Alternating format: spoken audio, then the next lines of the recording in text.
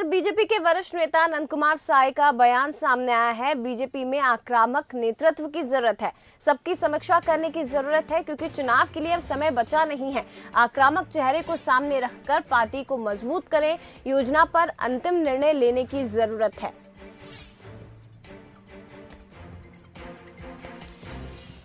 को ये सारा बात भी चर्चा भी बहुत शीघ्रता से करनी चाहिए और कोई नतीजे पर पहुंच करके जो अग्रेसिव लोग हों उनको सामने रख करके पार्टी को कैसे ताकतवर और सुदूर क्षेत्रों तक, सारे जगहों तक इसको मजबूत पार्टी के रूप में खड़ा कैसे किया जा सकता है, इसकी तत्काल कोई न कोई योजना पर अंतिम निर्णय लेने की आवश्यकता है। आप रखेंगे, मांग रखेंगे इस तरीके और लोग भी हैं और चर्चा हो रही है और इस तरह की बातों को रखेंगे कि भाई मुख्य बिंदु है, मुख्य विषय जो है आने वाले चुनाव में पार्टी को विजयी दिलाना। चलिए इसी खबर पर और भी ज्यादा चर्चा करने के लिए सीधे गौरव शुक्ला का हम रुख करते लाइव हमारे साथ जुड़े हुए हैं। गौरव, रमन सिंह की हम बात कर ले, नेता प्रतिपक्ष धर्मलाल कौशिक की बात कर ले, बीजेपी में कई ऐसे नेता हैं, लेकिन नंद कुमार साय का बयान आखिर ऐसे समय में आया है जब इलेक्शन भी आने वाले हैं। किसके ऊपर सवाल खड़े करने की कोशिश की जा रही है और किसका पक्ष रखने की कोशिश की जा रही है कि एक आक्रामक चेहरा ही छत्तीसगढ़ में बीजेपी को जीत दिला सकता है?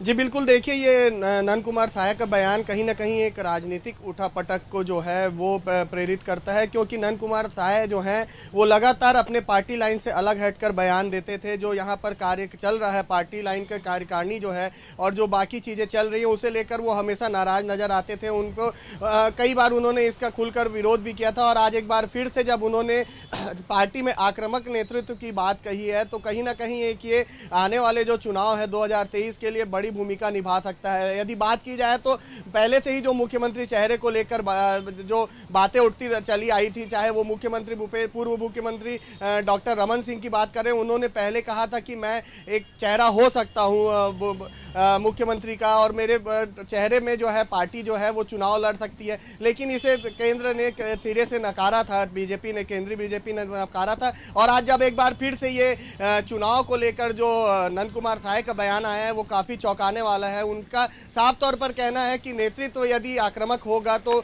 आने वाले चुनाव में बीजेपी जीत दर्ज कर सकती है और संगठन को भी लेकर कहा है कि संगठन में भी काफ़ी परिवर्तन की जरूरत है। तो कहीं ना कहीं एक ये बड़ा राजनीतिक बयान जो है चुनाव के पहले जो है वो नंद कुमार साय ने दिया है और आने वाले समय में इसका कितना असर होगा, क्या पार्टी वाकई में आक्रामक होगी सरकार को घेरने में, या जो बीजेपी ने अपना जनाधार खोया है उसको लेकर क्या पार्टी इस बयान के बाद आग्रह होगी, ये देखने वाली बात होगी। बिल्कुल गौरव, लेकिन लगातार बयानबाजी जो जारी है, ऐसे में पिछले दिनों भी हमने देखा था विधानसभा चुनाव को लेकर बीजेपी के ही वरिष्ठ नेताओं ने कहा था कि प्रधानमंत्री नरेंद्र मोदी के चेहरे पर हम चुनाव लड़ेंगे।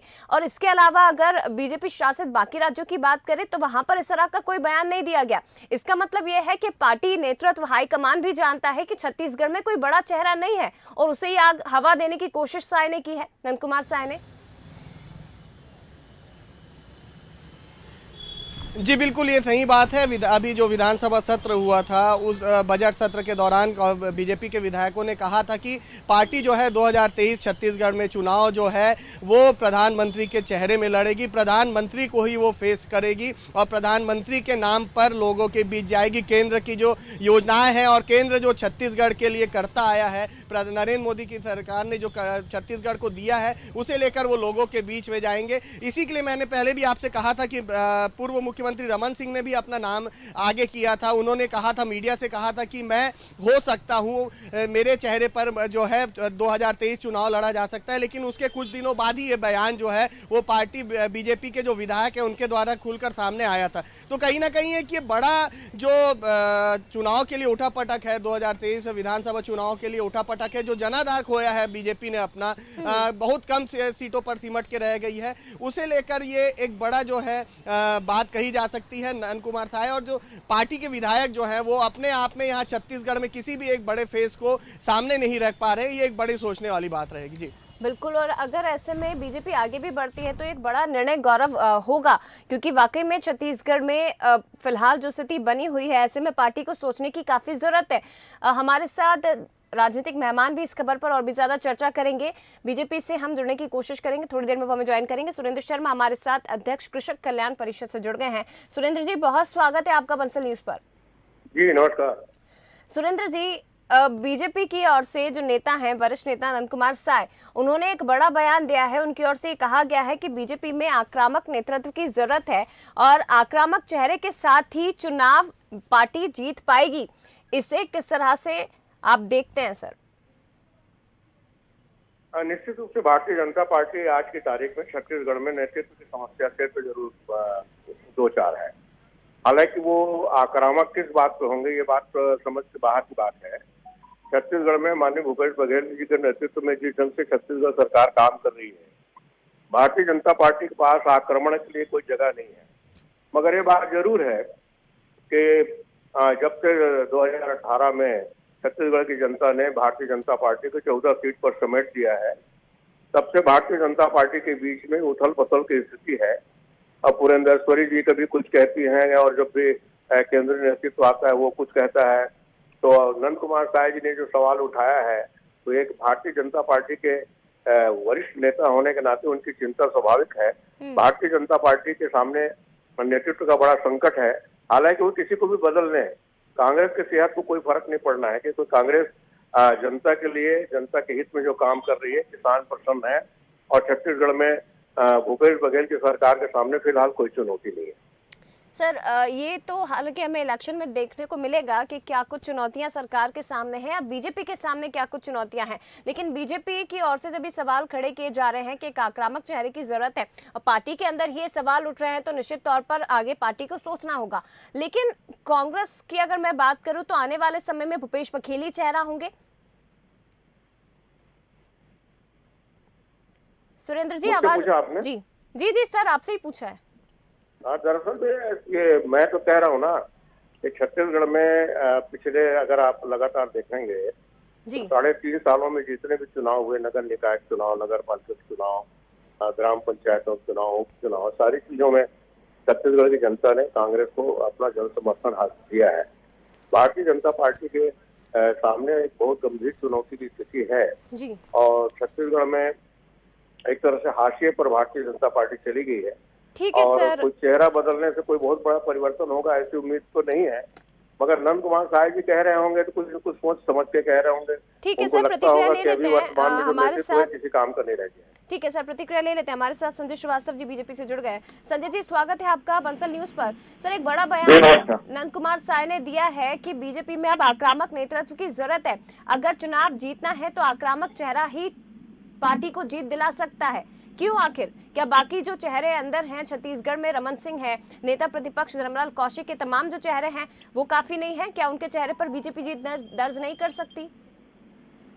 देखिए, ऐसा है कि विपक्ष में हर एक चेहरा, हर एक व्यक्ति, हर एक जो कार्यकर्ता है वो आक्रामकता के साथ में सामने रहना चाहिए, एक सामान्य प्रक्रिया है। और मुझे लगता है कि यही जो जिन नेताओं का नाम लिया आपने कि आक्रामक नहीं है, क्या इन्हीं के नेतृत्व में ही हम 15 वर्ष 3 बार लगातार चुनाव जीते, लोकसभा के चुनाव तो हम जीत ही रहे हैं। ठीक है। तो मुझे लगता है एक चुनाव से हम यदि किसी पर सवाल खड़ा करें ठीक नहीं, लेकिन हाँ, प्रदेश में जो हमारे वरिष्ठ नेता हैं इनकी चिंता है और स्वाभाविक तौर पर, क्योंकि जनता भी चाहती है कि अब ये असफल जो सरकार है 3.5 वर्षों में तमाम मुद्दों के साथ में आई, ये सरकार फेल्योर सरकार है, इसलिए सरकार तो बीजेपी की ही बननी चाहिए और सरकार बीजेपी की बननी चाहिए। कौन होगा सर जिसका जिक्र नंद कुमार साय कर रहे हैं? पहले भी वरिष्ठ नेता बोल चुके हैं कि हम प्रधानमंत्री के चेहरे पर ही छत्तीसगढ़ में चुनाव लड़ेंगे। आखिर क्यों ऐसे बयानों की जरूरत पड़ रही है? देखिए, हमारे यहाँ यदि इस तरह की व्यवस्था होती है, इस तरह की परंपरा होती तो नंद कुमार साय जी स्वयं नाम ले लेते। उन्होंने कहा आक्रामक चेहरा होना चाहिए। ये बीजेपी की परंपरा, ये थोड़ी ना है कि राहुल गांधी फेल है तो भी राहुल गांधी, फेल है तो भी सोनिया गांधी। ये कांग्रेस नहीं है, ये बीजेपी है। तो बीजेपी में आक्रामक चेहरा वो कोई भी हो सकता है, एक सामान्य कार्यकर्ता भी हो सकता है। तो इसमें एक चिंता स्वाभाविक तौर पर पार्टी के हित में बीजेपी के नेता करते हैं और अच्छी बात है। स्वाभाविकता से यदि हमारे में कहीं कोई कमी है तो उस कमी को ठीक करके हम आक्रामक तौर पर लड़ें, ताकि ये जो सरकार जो है, जो वादा खिलाफी कर रही है, सरकार बाहर रहे। नंद कुमार साय जी की चिंता, कल तक ये कहते थे कि नंद कुमार साय जी चाहते नहीं है कि बीजेपी ऐसा हो, बीजेपी वैसा हो, लेकिन उन्होंने प्रतिक्रिया करी कि वस्तुओं में हाथ चेहरा होना चाहिए होना चाहिए, सरकार बीजेपी की बननी चाहिए, कांग्रेस की नहीं होनी चाहिए।